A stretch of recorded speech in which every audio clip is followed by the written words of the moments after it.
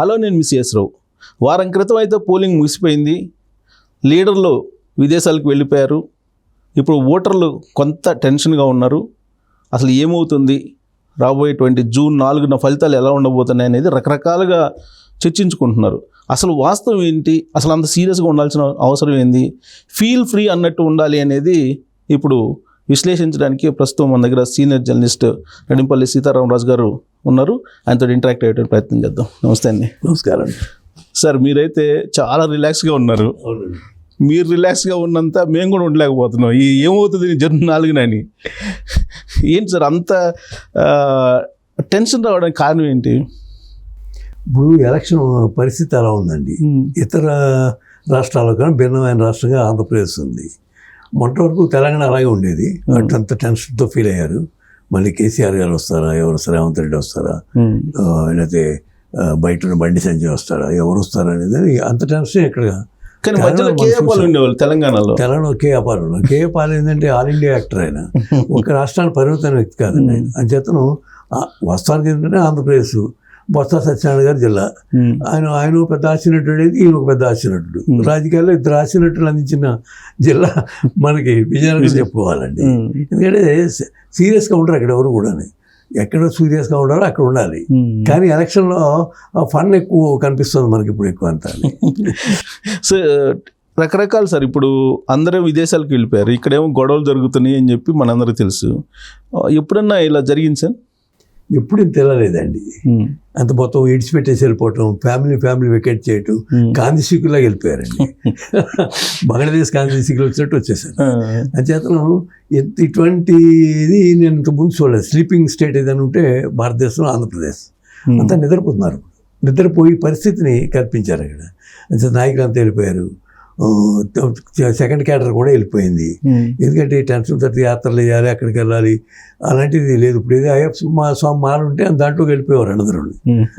భజన చేసుకుంటా కూర్చోటానికో అలాంటి లేదు. ఇప్పుడు సీజన్ కాదు ఇది.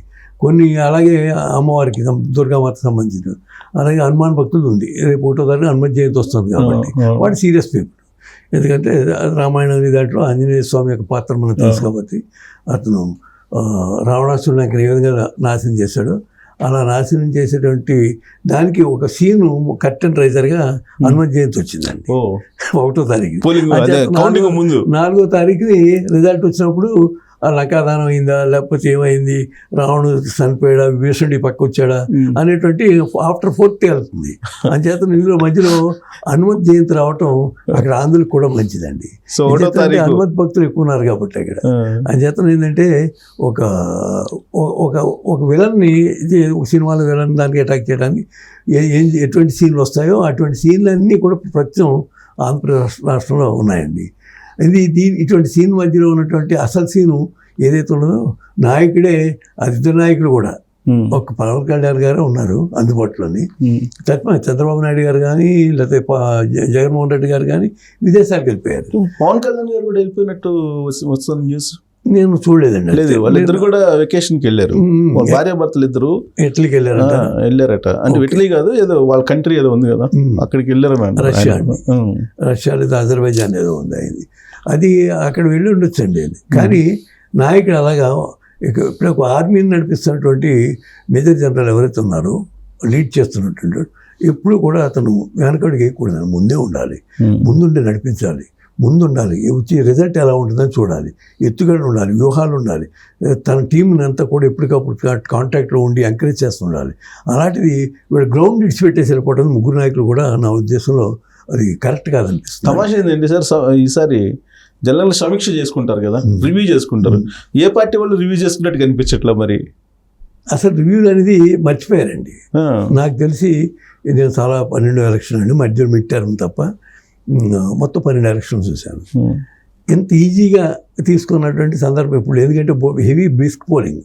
నేను పోలింగ్ అయిన తర్వాత వందే భారత్లో వస్తుంటే శ్రీకాకుళం నుంచి వచ్చినటువంటి స్నేహితులని వాళ్ళకి ఎక్కడ సీటు ఖాళీ ఉంటే అక్కడికి వెళ్ళి కూర్చున్నాను. అది కూడా యంగ్ పీపుల్ని చూసుకుంటున్నాను. వాడు పాతపట్నం నుంచి ఒక అబ్బాయి వచ్చాడు. ఆయన పక్కన కూర్చుంటే ఈయన ఎడ్యుకేటెడ్, ఇన్ఫోసిస్లో వర్క్ చేస్తున్నాడు. అతను భార్య కూడా అందరూ పనిచేస్తాను. సార్ నేను వెళ్ళి వస్తుంది, నేను అడిగాను మీరు ఎవరంటే ఇలా చూడండి సార్, నేను ఇంజనీరింగ్ గ్రాడ్యుయేట్. అతను చెప్పాడు కంప్లీట్ శ్రీకాకుళం పిక్చర్ ఇచ్చాడు. మా ఊళ్ళో మేము మా ఊర్లో ఇంత జనాభా ఉంటే బయట నుంచి ఎంతమంది వచ్చేవాడి, చాలామంది నాకు తెలిసిన వాళ్ళే, మా కమ్యూనిటీ వాళ్ళు ఉన్నారు, ఇతర ఫ్రెండ్స్ ఉన్నారు, అందరూ కూడా కసిగా వచ్చాం, ఈ రాష్ట్రాన్ని రక్షించాలని వచ్చామని. అన్ని చోట్ల నేను ఎవరిని అడిగినా అదే రిజల్ట్ వచ్చిందండి. ఎవరు కూడా నెగిటివ్గా చెప్పలేదు. ఆయన చాలా మంచి పని చేశాడు, చాలా గొప్పవాడు, లేకపోతే రాజశేఖర రెడ్డికి అదృష్టంతో పుట్టాడు, వరపుత్రుడు, ఆవిడ విజయం గారికి ముద్దుల బిడ్డ, లేకపోతే చెల్లమ్మకి మంచి అన్న, ఇటువంటి అలాంటి మాట నేను అసలు వినలేదు. ఎవరు చెప్పినా పాజిటివ్గా ఎవరు చెప్పలేదు, నెగిటివ్గానే చెప్పారు. కానీ విచిత్రంగా ఆ రోజు మొత్తం కసిగా ఓటేశారు అని చెప్పి చెబుతున్నారు. కానీ ఆ కసి అనేది ఇటు సైడ్ ఉంది, వైసీపీకి అనుకూలంగా ఉందని వాళ్ళు అన్వయించుకుంటున్నారు. సాయంత్రం 6 నుంచి జరిగినటువంటి పోలింగ్ని దాన్ని ఎలా చూస్తారు? అదో డౌట్ ఉందండి. మీరు చెప్పింది కూడా కొంతమంది ఇంటెలిజెన్స్ ఆఫీసర్ రిటైర్డ్ పీపుల్ కూడా వాళ్ళు కూడా చాలా కాంటాక్ట్స్ ఉంటాయి కదండి. వాళ్ళు నాకు మంచి ఫ్రెండ్స్ ఉన్నారు, ఐఏఎస్ ఐపీఎస్, గ్రౌండ్ లెవెల్లో కూడా నాకు పోలీస్ ఆఫీసర్ తెలుసుకున్నాడు. వాళ్ళందరూ కూడా నాకు చెప్పింది ఏంటంటే మేము మ్యాక్సిమం మా పోలీస్ డిపార్ట్మెంట్లో కూడా ఎగ్నెస్ట్గా ఓటేసామని చెప్పారు. ఓ సమ్ సెక్షన్ తప్ప, ఆ సెక్షన్ గవర్నమెంట్కి సపోర్టింగ్గా ఉన్న సెక్షన్ ఏదైతే ఉందో, రఘురామకృష్ణరాజు గారు అట్టు బాధిన వాళ్ళు, అలాగే పవన్ కళ్యాణ్ని అడ్డుకున్న వాళ్ళు, ఇతరత్ర దాడులు చేసినటువంటి ఈ ఏదైతే ఉందో టీమ్ ఆఫ్ మోహన్ బాబు గారు తీశారు, రౌడీ అసెంబ్లీ రౌడీ పోలీసు, ఇలాంటి ముందే వచ్చినాయండి. సినిమా వాళ్ళ దగ్గర ముందే వచ్చినాయి. అంచేతను వాళ్ళ గురించి ఎక్కువ చెప్పగలదు. రౌడీ పోలీసులు ఉన్నారు, అసెంబ్లీ రౌడీలు ఉన్నారు, అలాగే రకరకాలైనటువంటి వ్యక్తులు ఉన్నారు. అంచేతను ఈ విషయంలో మాత్రం మనం, ఎందుకంటే ఏదైతే ఉందో గ్రౌండ్ లెవెల్లో క్యాడర్ని ఇడిచిపెట్టేసి, పబ్లిక్ని ఇడిచిపెట్టేసి, ఏమవుతుందో తెలియకుండా వెళ్ళిపోయి ఎవరికి వాళ్ళు విదేశయాత్రలకి, హనీమూన్కి, లేకపోతే అక్కడ రెస్ట్ తీసుకోవడానికి వెళ్ళిపోయినటువంటి చదువు నేను ఎప్పుడో ఒక పేపర్లో చూశానండి. ఇప్పుడు ఉన్నటువంటి క్యాబినెట్ మినిస్టర్ అంతా వాళ్ళు ఏదో సంతాప్ సభ పెట్టినట్టుగానే కనిపించారు నాకు. అంతా ఎవరి ముఖంలో కూడా నవ్వు ముఖం లేదు. ఎవరో పోయినట్టుగా చూసారా, మా నాయకుడు పోయినంత చాలా బాధగా ఉందని. ఇందిరాగాంధీ, నెహ్రూ గారు పోయినప్పుడు, రాజీవ్ పోయినప్పుడు, ఎన్టీఆర్ పోయినప్పుడు, ఎవరైనా పోయినప్పుడు ఒకసారి అంత మొత్తం లీడర్స్ అంతా వస్తారు, గుంపు కింద వస్తారు, వాళ్ళందరి ఫేస్లోని ఒకసారి మారిపోతుంది. అలాగా ఆ ఫోటో చూస్తే అక్కడ ఉన్న క్యాబినెట్ మినిస్టర్లు చాలామంది ఉన్నారు అందరూ. దాన్ని చూస్తే నాకు బాధ వేసి ఏంటి ఇలా ఉన్నారు ఏంటని. అవన్నీ కూడా ఆ ఫోటో అందరూ. మీకేమో అలా అనిపిస్తుంది, మీ జూనియరో లేకపోతే మీ మిత్రుడో తెలియదు కానీ అటువైపు బ్లూ మీడియాలో ఉండే ఆయన ఒక అనాలిసిస్ చేశారు ఇవాళ. ఒక ఆయన పేరు అయితే ఉంది కానీ ఆయన ఏమో కకావికలం అయిపోయింది కూటమి అని చెబుతున్నారు. మరి ఏది కూటమి కకావికలం అయిపోయింది, మళ్ళీ జగన్మోహన్ రెడ్డి రాబోతున్నాడు అని ఒక విశ్లేషణ. మీ కొలీగా సార్, మీ జూనియర్ అనుకుంటా మీకు, ఐ డోంట్ నో, బ్లూ మీడియాలో, సాక్షిలో, అంటే అర్థమైందిగా మీకు సాక్షులు అంటే పొద్దున్నే ఎవరు వస్తారు ఉదయాన్నే. Okay, my friend, is my good friend, ఇది డిఫరెంట్ మ్యాటర్ అండి. తర్వాత ఎందుకంటే ఇప్పుడున్నటువంటి ఈ పరిస్థితుల్లో ఎవరు కూడా ఏదంటే టెన్షన్ ఫీల్ అవటం, ఇలాంటివి చేయటం, మళ్ళీ కక్షలు పెంచుకోవటం, మళ్ళీ మా ప్రభుత్వం వస్తుంది అనేటువంటిది దాన్ని విడిచిపెట్టేసి రాష్ట్రపతి సంక్షేమం, రాష్ట్రాన్ని ఏ విధంగా అభివృద్ధి చేయాలి, గుజరాత్ మోడలా లేకపోతే ఇంకో మోడలా, మన మోడల్ ఏంటనేటువంటి మనం డిసైడ్ చేసుకోవాలి.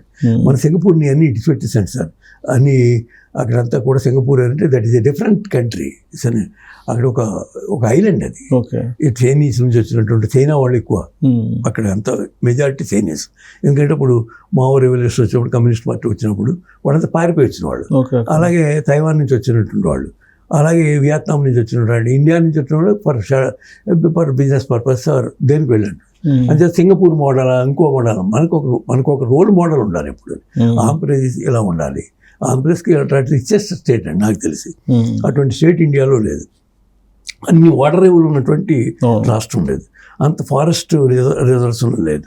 అలాగే ఆక్వా రంగంలో, అగ్రికల్చర్ రంగంలో, కోకోనట్ దాంట్లో మనం బీట్ చేయొచ్చు కేరళ ఇటువంటి అట్లా కోకోనట్ విషయంలో.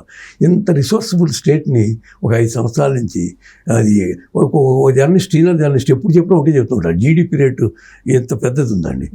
నాకు జీరో అకౌంట్ ఉంటుందండి, జీరో అకౌంట్ ఉంటే మీరు నాకు జీరో అకౌంట్లో ఒక 1000 రూపాయలు 10,000 రూపాయలు ₹1,00,000 నా రేట్ ఎక్కడికి వెళ్ళిపోతుందంటే ఒకసారిని అలాగే 1,00,000 మందికి వేశారు.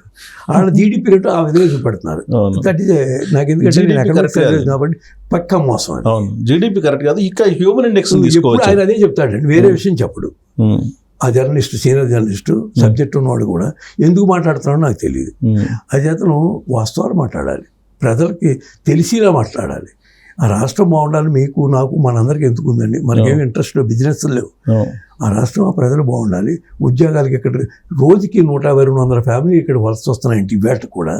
దానికి కారణం 5 సంవత్సరాల నుంచి కూడా ఎంతమంది మైగ్రేషన్ వచ్చారు.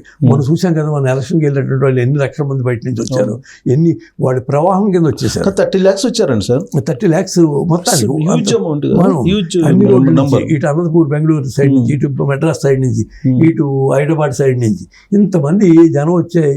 అక్కడికి వచ్చి ఒక రివోల్ట్ వచ్చినట్టు వచ్చారంటే మనం ఆలోచించాలండి, ఇంత కసి ఎందుకున్నారు ఈ జనం అని. కూడా సార్ మినిమం 3 hours నుంచి 5 hours దాకా క్యూలో వెయిట్ చేసి ఓటేశారట. అవునండి, మీరు చెప్పింది వాస్తవం కూడా. Minimum 3-4-5 hours. కానీ నాకు డౌట్, పెద్ద వాడు ఇందాక చెప్పాం, మన మధ్యలో బ్రేక్ అయింది. అది ఒక IPS ఆఫీసర్స్ 4-5తో మాట్లాడుతాను చెప్పినటువంటి వాళ్ళు, చాలా మంచి officers, very sincere and honest to the core. వాళ్ళు ఏ పార్టీకి సంబంధించిన వాళ్ళు కాదు. చెప్తే ఆఫ్టర్ 9 పోల్ అయిందంటే డౌట్ సార్ అని చెప్పారు. ఎందుకంటే అప్పుడే ప్రభావం ఉంటుంది, అప్పుడే పోలింగ్ ఏజెంట్లు కొనటానికి అవకాశం ఉంది. మీరు ఎంత క్లాస్ పెట్టినా ఏం పెట్టినా ఒక బ్లాంక్ చెక్ ఇస్తే సరెండర్ కానివాడు చాలా తక్కువ మంది ఉంటారు. అంచేత ఏంటంటే అటువంటి ప్రయత్నాలు జరిగినాయని విన్నాను. అలాగే ఆఫ్టర్ 12:30 కూడా జరిగిందని నాకు 35 స్టేషన్ 35 అసెంబ్లీ కాన్ఫరెన్స్లో ఇటువంటి జరిగింది. అప్పుడు ఏమైనా మిక్సిప్ జరిగి ఉండొచ్చు అనేటువంటి అనుమానం ఆ ఆఫీసర్స్ వ్యక్తం చేశారు. వాళ్ళకి అందినటువంటి సమాచారం కూడా అదే అంట. ఎందుకంటే అప్పుడు ఒక పోల్ మేనేజ్మెంట్ జరిగిందని, అక్కడ జరిగినప్పుడు అది దాని రేషియో ప్రతి నియోజకవర్గంలో 5-10 వేలు చేశారని కూడా సరిపోతుంది, మార్జిన్ పెద్దగా ఉండదు కాబట్టి. అప్పుడు కూడా ఏంటంటే according to supreme court judgement, old judgements కానీ, హైకోర్టులు ఎలక్షన్ రేట్ పిటిషన్స్ ఇచ్చినటువంటి జడ్జిమెంట్ కానీ, ఇటువంటి ఏదైతే దొంగ ఓట్లు కానీ ఇలా జరిగినప్పుడు ఒక జడ్జిమెంట్, పూర్వం జడ్జిమెంట్లు ఇచ్చారు. ఆఫ్టర్ 12:30 ఏదైతే జరుగుతుందో అది ఇన్వాలిడ్ అని, ఎందుకంటే డేట్ మారిపోతుంది. ఎలక్షన్ కమిషన్ ఇది under control of the president of India, independent body అది. అంచేత మళ్ళీ నోటిఫికేషన్ ఇష్యూ చేయాలి, ప్రెసిడెంట్ దాని మీద రాజముద్ర వేయాలి. చాలా తతంగా ఉందండి. అంచేత దీని మీద కూడా రేపు ఎవరైనా కోర్టుకు వెళ్తారు కూడా, నాకు అనుమానం కూడా. ఎర్లీ మార్నింగ్ 3 వరకు కూడా జరిగింది సార్ కొన్ని చోట్ల. 3 వరకు జరగటానికి వీలు లేదండి అకార్డింగ్ టు కాన్స్టిట్యూషనల్ అమెండ్మెంట్ ప్రకారం. కానీ ఎలక్షన్ కమిషన్ అటువంటి ఆ గైడ్లైన్స్ కానీ, సుప్రీంకోర్టు జడ్జిమెంట్స్ కానీ, ఇండివిజువల్గా ఇతర హైకోర్టులు ఇచ్చినటువంటి జడ్జిమెంట్స్ కానీ చూస్తే ఎలక్షన్ పిటిషన్స్లో ఇది ఉన్నది. అంచేతను దాన్ని రివ్యూ చేయాలి. పెద్దవాళ్ళు ఎవరైనా కపిల్ సిబాల్ లాంటి వాళ్ళు ఎవరు, వాళ్ళకి ఎందుకంటే స్టాండింగ్ అడ్వకేట్స్గా ఉన్నారు కాబట్టి, సుప్రీంకోర్టులో లీడింగ్ అడ్వకేట్స్ కాబట్టి. అలాగే దీని మీద కూడా పిటిషన్ వస్తాయని అనుకోండి. దీంట్లో ఎవరు గోల్మాల్ చేశారు, ఏ పార్టీ చేసింది అనేది రేపు వచ్చి రిజల్ట్ని బట్టి భయపడతాయి. ఎందుకంటే 35 నియోజకవర్గాలు నిజంగా పోలింగ్ మిడ్ నైట్ జరిగినట్టు, ఆ నియోజకవర్గం గెలిస్తే తప్పకుండా జరిగినట్టే.